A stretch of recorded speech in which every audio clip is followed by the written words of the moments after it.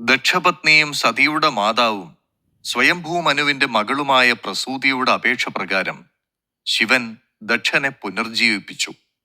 മരണത്തോടെ ദക്ഷന്റെ അഹന്ത ശമിച്ചിരുന്നു. യാഗാഗ്നിയിൽ നശിച്ച ദക്ഷശിരസിന്റെ സ്ഥാനത്ത് ആട്ടിൻതല സ്ഥാപിക്കപ്പെട്ടു. അനന്തരം ദുഃഖത്തോടെ യാഗാഗ്നിയിൽ കത്തിക്കൊണ്ടിരിക്കുന്ന സതിയുടെ ശരീരവുമായി ശിവൻ ഏകനായി എങ്ങോട്ടെന്നില്ലാതെ യാത്ര തുടർന്നു.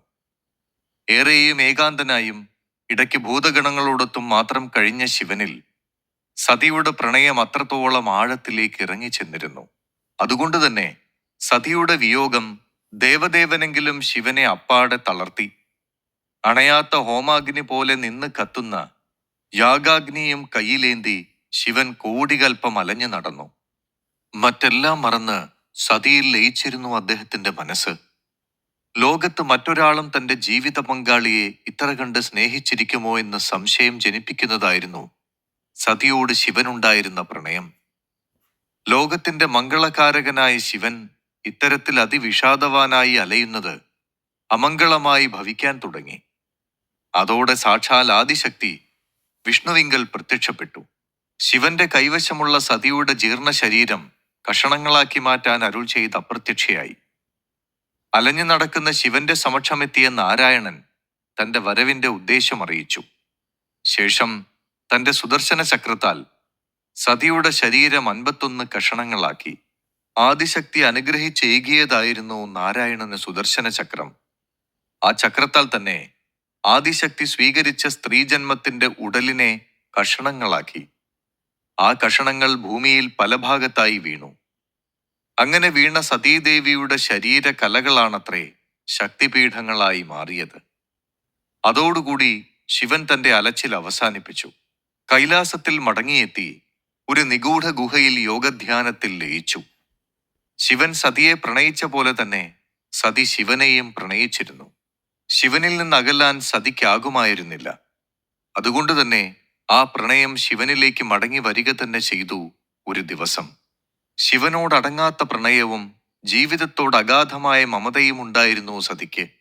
എന്നാൽ വിധി അവൾക്ക് അകാല മൃത്യുവായിരുന്നല്ലോ കുറിച്ചത്. എന്നാൽ ശിവനോടും ജീവിതത്തോടുമുള്ള അവളുടെ പ്രണയം അവളെ വീണ്ടും പുനർജനിപ്പിച്ചു. പാർവതിയായി.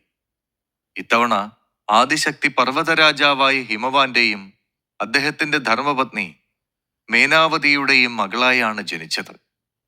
പർവ്വതരാജകുമാരി പാർവതി. ഈ ഹിമവാൻ എന്നത് ഹിമാലയം തന്നെയാണ്.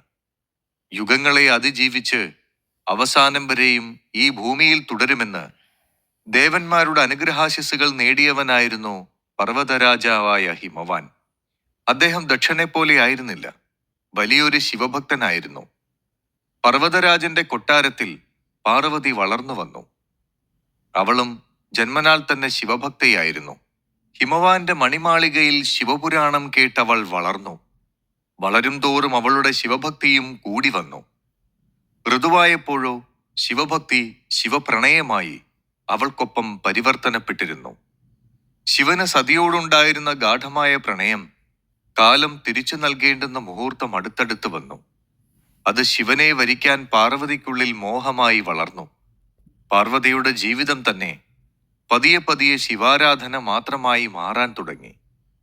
ദേവകളിൽ നിന്ന് പാർവതിയുടെ ജന്മരഹസ്യമറിഞ്ഞ ഹിമവാനും മേനാവതിയും ഇത്തവണ സതി പാർവതിയെ തടഞ്ഞില്ല. കൈലാസം ഉൾപ്പെടുന്ന ഹൈമവത ഭൂമിയിൽ തന്നെയാണ് ശിവനായി പാർവതി കാത്തിരുന്നതും കഠിന തപസ്സനുഷ്ഠിച്ചതും. ഉത്തരാഖണ്ഡിലെ പാർവതിയുടെ അന്നത്തെ ആ തപോഭൂമി ഇന്നും നമുക്ക് കാണാം. അത് ഗൗരീകുണ്ഡ് എന്നറിയപ്പെടുന്നു. അവിടെ ഇരുന്ന വർഷങ്ങളോളം പാർവതി തപസ് ചെയ്തു. അതികഠിനമായ തപസ്. പഞ്ചാഗ്നി മധ്യത്തിൽ നിന്നുകൊണ്ടുള്ള തപസ്. തന്റെ പ്രണയം വീണ്ടെടുക്കാൻ പാർവതി സഹിച്ച ത്യാഗം വളരെ വലുതായിരുന്നു. കഠിന പരീക്ഷകളിലൂടെ അവൾ കടന്നുപോയി. തപോഭൂമിയും ത്യാഗഭൂമിയുമായി. അതിനാൽ തന്നെ ഇന്നും വിശ്വാസി സമൂഹം ഗൗരീകുണ്ഡിനെ കാണുന്നു. ഈ കാലയളവിൽ വരബലം നേടിയ താരകാസുരന്റെ അക്രമങ്ങൾ വർദ്ധിച്ചു വന്നു.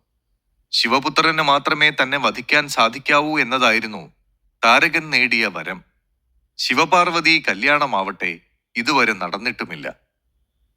അവസരവാദിയായ ഇന്ദ്രൻ തന്റെ സ്വാർത്ഥ താല്പര്യം കൂടി മുൻനിർത്തി ആ വിവാഹത്തിനായി കോപ്പുകൂട്ടി.